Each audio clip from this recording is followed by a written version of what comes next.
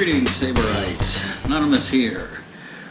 So, just sitting around enjoying the solitude of quarantine here. Hopefully everybody is maintaining their sanity, staying busy, and maybe getting productive. We've been a little bit more productive here, as you can see, but quite not as much as one might have hoped. But anyway, so thinking of stuff that I can share out there. Recently, before this whole thing began, I was able to make my way over to good old Batuu and Galaxy's Edge, as you can see here. So I wanted to share my haul with everybody here. We went at the very beginning, or very end of February, actually. So I don't think we got exposed to that, but whatever. The parks are, of course, closed now, which is very, very sad. But I'm very, very glad I got to do it before this all happened. For those of you who have not gone yet, that is something to look forward to after this whole thing leaves us and we get back to some semblance of normalcy. Is Star Wars fans definitely have to make a pilgrimage to Batuu, to Galaxy's Edge. The experience is like nothing else. The attention to detail, of course. It's Disney, right? So it's a Disney park. The theming is 100% there. I should say 99.9%. We did find one cistern cap that seemed to be from our universe, but everything else is all themed to be like the Star Wars universe that we all know and love. To the way that people interact with you, their costumes, their uniforms, as it were, just everything there. The activities that you're going to do, this is going to easily become a religious experience for us. Building your droid, building a lightsaber. I didn't build a lightsaber this time, but we'll get to that here. Right, your holocrons, the thermal detonator beverages, crystals, everything.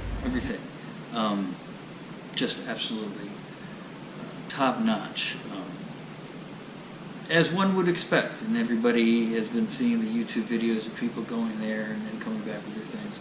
So there you go. The costume regulation seems to be pretty lax. There were a lot of people in costume when we were there that were not employees. So take it with a grain of salt, whatever. So anyway, I'll kind of go through some of the stuff I brought back from Batuu. As we talked about, the Coca Colas here. They are a little bit larger than your regular Coca Cola, so that is kind of nice. They are 13.5 fluid ounces, so there's a little bit more cola beverage in there for you. A rare deal that you're getting from the mouse. Anyway, the Holocrons, obviously very cool. I got my Sith here. With the Sith Holocrons, one thing I wasn't able to see is that there are two buttons that you have to press here. One is kind of hidden behind that stuff. Pretty cool. Now, when you put a crystal, like the one I got here, as everyone probably knows, you get new messages. We'll see who this is.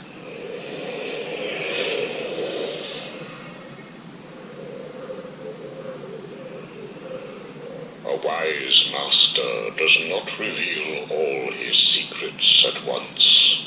In due time, my apprentice. Dooku. Okay. So, and then obviously you've got all your stuff there. So those are very, very cool. We built a droid, R2-8D, we're calling him. We put a personality chip in him for first order, and the cool thing about those personality chips is the thing will interact with the outside environment. Droids wake up, start talking to him. When he goes near ships, starts to freak out. Stormtroopers will set him off. All kind of stuff. And they said bring it back because it'll do different things every time you come. So that's pretty interesting. We will definitely be seeing what we can do there. In the Den of Antiquities, where you get the lightsabers and the holocrons, he kind of went nuts. You can get a little backpack like this for the droids, and then just have them hanging out, and they'll say stuff to other droids and that kind of thing there. So anyway, we fitted him with some cannons here. Good old red and black motif for dark side. If droids can be dark side or not. So, okay, put that over side here, and we'll bring out the piece de resistance. Everybody's been waiting to see what's in the box. As I hinted at before, I did go to the Den of Antiquities and bought a cannon hilt. Did not do Savvy's Workshop this time. They're all booked up. That's okay. The lightsaber prices for cannon hilts are very affordable. About $150 for the higher end ones, about $130 for more lower end ones. I wouldn't say lower end, the less complicated ones. They're all very, very detailed and screen accurate. I, for my part, got the Darth Maul.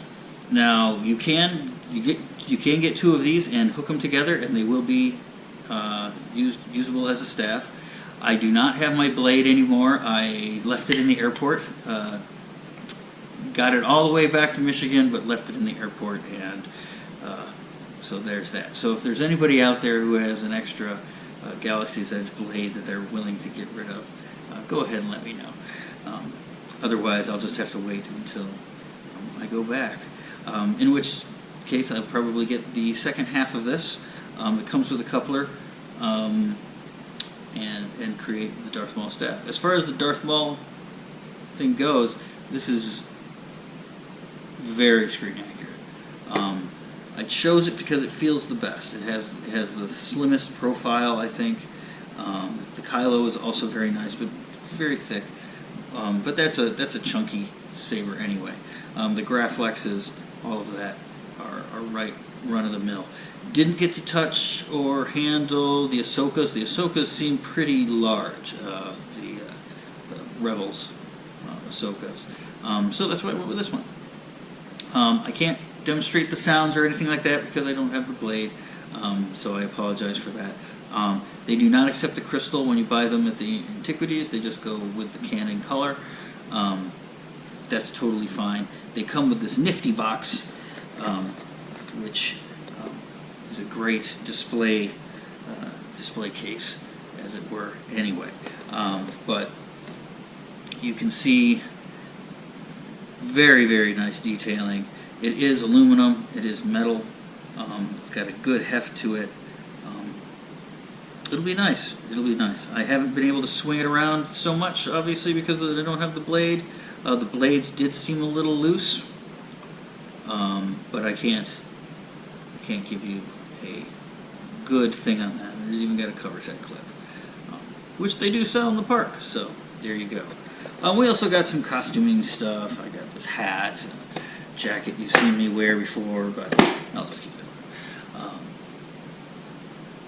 All of that kind of thing. And of course, we will always be willing to give them all of our money for all of that kind of stuff. But even if you don't buy anything, which is going to be obviously difficult. But even if you don't buy anything, just the experience of being there is a great thing. Definitely trying to keep up our spirits here. So having this as one of our last memories of travel is a very nice thing to do, and it's a great thing to look forward to. So for everybody who's out there who's feeling down or whatever, make this a goal. Yeah, it's expensive to get into those parks and all that kind of thing, but it really is worth it, especially just to do it once. Figure out some way of doing it. There's always some way of doing it. Go with a friend. Find somebody who can give you something. Win a ticket somewhere in Costco. Anyway, there you go. So that's a little report on Galaxy's Edge, on my experience there. It's really, really, obviously, really awesome. Definitely go and try to see it when things get open up. It is sad to think that Batuu is closed right now, that all of those things are closed right now, like so much stuff. But we still have the movies, we still have the cartoons, we have all of the media that we can immerse ourselves in, so we'll just sit back and do that. And we'll be back here with more exercises and stuff for you to do at home as well, so please stay tuned. Keep up the good fight, stay healthy, stay safe, patience, practice, perseverance. Have you say, Brian?